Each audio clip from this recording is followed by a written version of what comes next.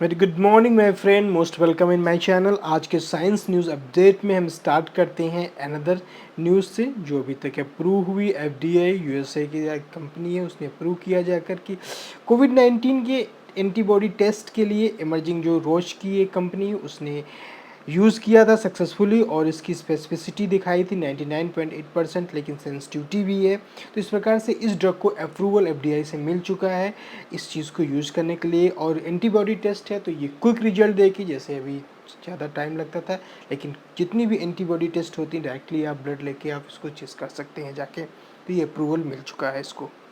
दूसरी न्यूज़ पे आते हैं। रिसर्च ने एक डिस्कवरी की, एंटीबॉडी ये भी बेस्ड है जाकर इन्फेक्शन जो कोविड-19 के सार्स कोविड 2 का सेल्स में होता है उसको ये ब्लॉक करता है जाकर। ऐसी एंटीबॉडीज़ को हमने आइडेंटिफाई किया, यानी कि रिसर्च में फाइंडिंग किया जाकर। तो क्या इस चीज़ को आने वाले टाइम में हम सोच सकते हैं कि कोविड-19 के अगेंस्ट में यूज़ किया जाए और इसको स्टॉप किया जाए, जो स्प्रेडिंग हो रहा है प्रिवेंटेबल होगी या नहीं होगी। अब इसका आने वाले टाइम में रिजल्ट देखते हैं, क्योंकि लैब में ये काफ़ी सक्सेसफुल है, रिपोर्ट की गई जाकर। दूसरी न्यूज में आते हैं। यूके रिसर्च डेवलपमेंट ने कोरोना वायरस एंटीबॉडी टेस्ट वो भी उन्होंने भी 99.8% की एक्यूरेसी पाया जाकर, और रिजल्ट वो 35 मिनट के अंदर दे रही है। दैट मीन्स कि अगर एंटीबॉडी टेस्ट हम किए तो और जल्दी से हम सारे लोगों का, पूरे जो भी कम्युनिटी है उसका चेक कर सकते हैं और बता सकते हैं कौन पॉजिटिव कौन निगेटिव, कितना लेवल तक स्प्रेड हो चुका है कोविड-19 और नहीं। इंडिया जैसे कंट्री के लिए ये बहुत ज़रूरी है एंटीबॉडी बेस्ड टेस्ट होना, क्योंकि इंडिया बहुत पॉपुलेटेड कंट्री है। चलो फिर दूसरी न्यूज़ पे चलते हैं। इटली कल बहुत जो सबसे ज़्यादा इफेक्टेड था शुरू के दिन, आफ्टर चाइना से स्टार्ट हुआ, वर्ल्ड में सबसे ज़्यादा डेथ हुई। अभी रिपोर्टेड किया गया जाकर वहाँ काफ़ी कुछ बैक हुआ है, अपने आप को कंट्रोल किया है और उन्होंने हार्ड वर्क अपने सारी इकोनॉमी को स्टार्ट करने के लिए फिर से वर्क स्टार्ट कर दिया है, बैक में आया है। लेकिन स्पेसिफिकली उन्होंने कुछ चीज़ें रूल्स रेगुलेशन लगाए हैं सोशल डिस्टेंसिंग के साथ, ताकि उनकी इकोनॉमी को भी जैसे इंडिया में स्टार्ट किया वैसे वो लोगों ने भी स्टार्ट कर दिया है जाकर। चौथी न्यूज़ में हमारे पास है न्यूज़ 25 के जो भी ओबिसिटी रिस्क होते हैं, मतलब मोटे लोग होते हैं, उनमें कोविड-19 का इन्फेक्शन काफ़ी ज़्यादा है। इसका भी रिसर्च चल रहा है, ऐसा क्यों है। और यूथ हैं, यंग पीपल्स है, उनके लिए और भी सीरियस है। जो फैटी हैं, ओवरवेटेड हैं, उनमें इस डिसीज़ का इन्फेक्शंस होना और सीरियस फन होना ये ज़्यादा रिपोर्ट किया गया जाकर। ये अनदर टाइप की एक रिसर्च आने वाले टाइम में पता लगेगा ऐसा क्यों हो रहा है। एक और रिपोर्ट में कोविड-19 जो इस फ्रांस के लेकर है 19 दिसंबर में फैली थी, लेकिन उसमें एक और रिपोर्ट सामने आई है जाकर, ये दिसंबर में से भी पहले यहाँ फैलना शुरू हो चुकी थी। लेकिन एक अनदर टाइप की इन्फेक्शन था, लोग आइडेंटिफाई या डॉक्टर्स नहीं कर पा रहे थे क्या है, किस टाइप का इन्फेक्शन है। लेकिन अब ये पाया जा रहा है कि ये चाइना में तो इन्फेक्शन था ही, जैसे कि फ्रांस में बोला गया ये लेट जनवरी में आया, लेकिन अब ये बता रहे हैं कि दिसंबर में भी ये आ चुका था वहाँ पे, लेकिन वो आइडेंटिफाई नहीं कर पा रहे थे।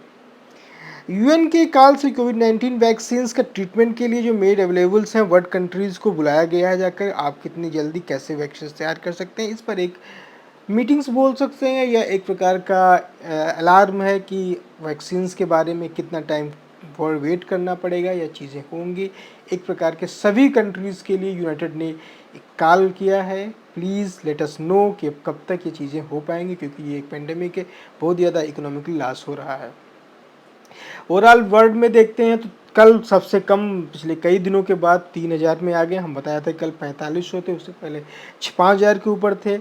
डेथ हो रही थी पर डे के हिसाब से, कल 3300 के आसपास डेथ हुई जाकर। टोटल 2,51,000 डेथ हो चुकी हैं जाके, और न्यू केसेस 70,000 रिपोर्ट हुए जाकर। टोटल केस 36,33,000 के आसपास हैं। एक्टिव केसेस में 21,96,000 के ऊपर हैं।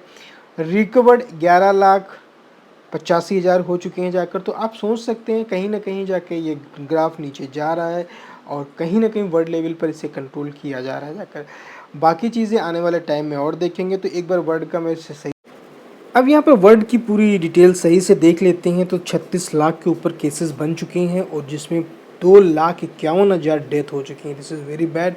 रिकवर्ड 11,92,000 हो चुकी हैं। अभी डेथ की जो है 17% हो गया, अभी तक 18% चल रहा था। दैट मीन्स वर्ल्ड लेवल पे कहीं ना कहीं जाके कुछ ना कुछ कंट्रोल हो रहा है। इस चीज़ को हम यहाँ पर एक डाटा के हिसाब से देख सकते हैं जाकर। जो भी पेशेंट हैं ये क्लोज केसेस हैं, और जो हमारे पास ये क्लोज केसेस हैं ये हमारे पास एक्टिव केसेस यहाँ आप देख सकते हैं जाकर। और अगर हम वर्ल्ड लेवल पर देखते हैं जाकर, यूएस, स्पेन, इटली, फ्रांस और यूके, जर्मनी, इटली, टर्की आ चुका है, यहाँ पे इंडिया है। इंडिया का काफ़ी तेज़ी से कल केसेस बढ़े हैं, आप देख सकते हैं। दोनों चीज़ों में हम इनको डिटेल में भी पढ़ते हैं अगले पैराग्राफ में, लेकिन ये this is dangerous for the Indian society. अब इतनी तेज़ी से इंडिया बढ़ रहा है यहाँ पर, आने वाले टाइम में क्या होगा इट डिपेंड अपॉन ये जो मई है और जून में ही पता लगेगा। और ओवरऑल अगर हम इंडिया का केसेस देखते हैं, ऑलरेडी मैंने बताया कल 3000 के ऊपर इतने आए केसेस, न्यू केसेस रिपोर्टेड हुए, जाकर डेथ 1566 हो चुकी है, रिकवर्ड 12000 के ऊपर हो चुके हैं। बात रिकवर्ड की अच्छी है कि हमारे हो रहे हैं जिनका स्ट्रांग है, लेकिन जो वीक पेशेंट हैं इम्यूनोलॉजिकली या ओल्ड पेशेंट हैं या हार्ट के, डायबिटीज़ के, बिकॉज इंडिया में डायबिटीज़ बहुत ही ज़्यादा है। अगर ये इस तरह से स्प्रेड हो रहा है, फैल रहा है, जैसे कल न्यूज़ में था लोगों का हुजूम निकला हुआ था, तो मुझे नहीं लगता इस चीज़ को कंट्रोल कर पाएंगे आने वाले ये मई और जून में। काफ़ी एक्सट्रीम केसेस इंडिया में रिपोर्ट होने वाले हैं, तो मुझे नहीं लगता कि इंडिया कंट्रोल कर पाएगी चीज़ों को। बाकी अपना अपना सोशल डिस्टेंसिंग, अपने आप को, लाइफ स्टाइल को बदल के सेव कर सकते हैं, क्योंकि बहुत ही बुरी कंडीशन है इकोनॉमिकली प्लस हेल्थ वाइज। हमारे यहाँ ऐसी चीज़ें हैं या नहीं है, I don't know. Okay, please stay safe. अगले न्यूज़ पे आते हैं हम लोग। नाउ हम आते हैं अपने रिसर्च सेक्शंस में। इस पेपर में पब्लिश किया गया जाए तो कोविड-19 का यूज़ के अगेंस्ट में जो ड्रग का यूज़ कर रहे हैं HQ हाइड्रोक्सीक्लोरोक्विन्स इन USA में काफ़ी ज़्यादा इसकी डिमांड अभी हुई थी ड्यू टू डोनाल्ड ट्रम्प्स, और जो उनके सलाहकार ने उन्होंने बोला था ये ड्रग्स में भी इफ़ेक्टिवली यूज़ की जा सकती है अगेंस्ट दिस कोविड-19 अगेंस्ट में, जो एक निमोनिया टाइप की डिसीज़ है जो काफ़ी ज़्यादा डेडली होती है। अभी तक 62,000 के ऊपर डेथ हो चुकी है इस रिपोर्ट के अनुसार। 3 मई को जो पब्लिश हुई, जाकर एक और रिपोर्ट पब्लिश की गई जाकर जामा कार्डियोलॉजिस्ट एक ऑर्गेनाइजेशन है डिकॉन मेडिकल सेंटर इज़राइल्स में, उसने ये रिपोर्ट किया जाकर जो ये पेशेंट हैं अगर इनको ये दी जाती है तो हार्ट अटैक्स के या हार्ट एरिथमिया के केसेस ज़्यादा रिपोर्टेड किए जा रहे हैं। इस प्रकार से वो एक डेडली कम्बिनेशन हो सकता है जो हार्ट के पेशेंट हैं उनके लिए। और इस रिपोर्ट में ये भी बताया गया था कि इस ड्रग का यूज जो भी परसेंटेज में किया गया 90 एडल्ट्स में जो कोविड-19 के हॉस्पिटलाइज पेशेंट थे उनमें किया गया मार्च 1 से 7 अप्रैल के बीच में। तो उन्होंने बहुत सारी चीज़ें नोटिस की जाकर, उनकी पेशेंट में हाई ब्लड प्रेशर, अगर जो पेशेंट डायबिटिक हैं उनके ऊपर क्या इफ़ेक्ट पड़ता जाकर, तो एक चीज़ नोटिस की गई जाकर कि उनकी डेथ रेट या उनमें डिस्टर्बेंस पैदा हुआ जाकर, ताकि इस ड्रग का इफ़ेक्ट तो है उस ड्रग के लिए कि अगर जैसे कि रिपोर्ट किया गया था 2003 में जो सार्स कोविड-1 आया था उसमें जैसे लाइक ब्लॉकिंग करता है, इफ़ेक्टिव होता है, वैसे इसमें भी कहीं ना कहीं कुछ हद तक इफ़ेक्टिव। लेकिन जो ये पेशेंट है, हार्ट के पेशेंट हुए जाकर या डायबिटिक पेशेंट है, उनके लिए ये अभी सक्सेसफुल नहीं है। अगर इन लोगों के साथ अगर इस ड्रग का यूज किया जाता है तो कहीं ना कहीं उस ड्रग से इनको अनदर डिस्टर्बेंस या हेल्थ का इशू बन सकता है। अब दूसरी रिपोर्ट में ये आते हैं कि हाउ कोविड-19 अटैक आवर बॉडी सिस्टम्स को।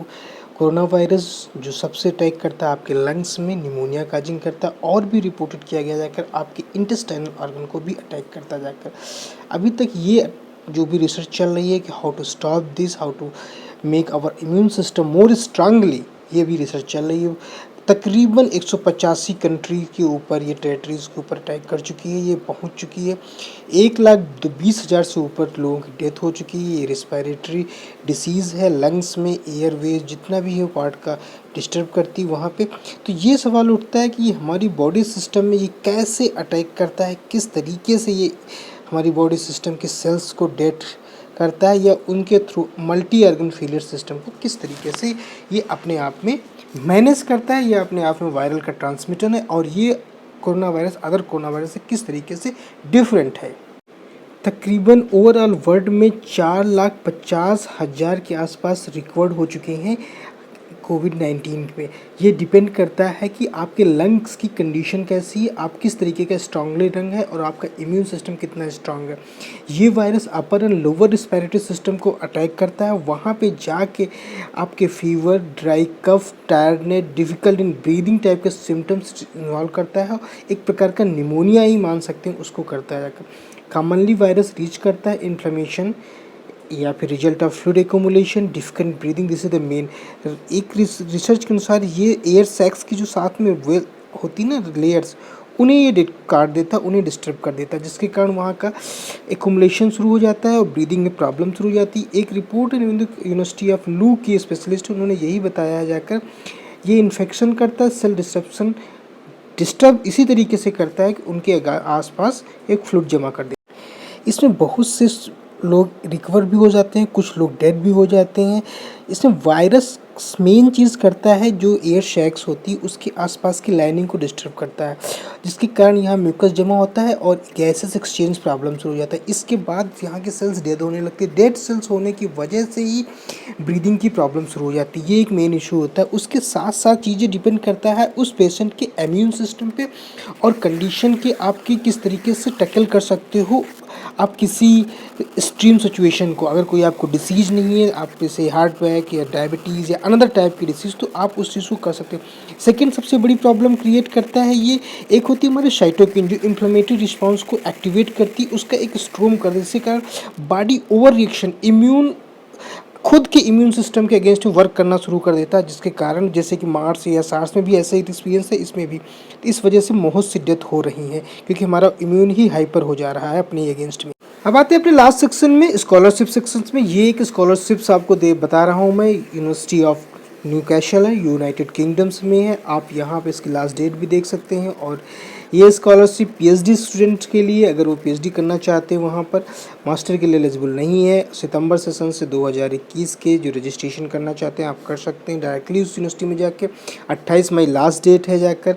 आप डिटेल्स इस वेबसाइट में जाके पूरा पढ़ सकते हैं और वहाँ पे अपने आप को रजिस्टर कर सकते हैं जाके, और फिर प्रॉपरली जो भी रिक्वायरमेंट हो उस चीज़ के भर सकते हैं जाकर, ताकि आप इस स्कॉलरशिप का फ़ायदा उठा सके जाकर। मैं डेली एक न एक स्कॉलरशिप्स लेके आऊँगा, न्यूज अपडेट्स लेके आता हूँ। अगर आपको और भी कोई इन्फॉर्मेशन है तो आप मेरे को कमेंट कर सकते हैं। मैं कुछ इस समय सब्जेक्ट भी 1 बाय 1 अपडेट कर रहा हूँ, तो प्लीज़ वॉच दैट टॉपिक्स। अगर आपको और कुछ चाहिए तो और बताइए। वेरी सुन मैं वायरस लेके आ रहा हूँ। Thank you so much for watching and giving your time's. Thank you.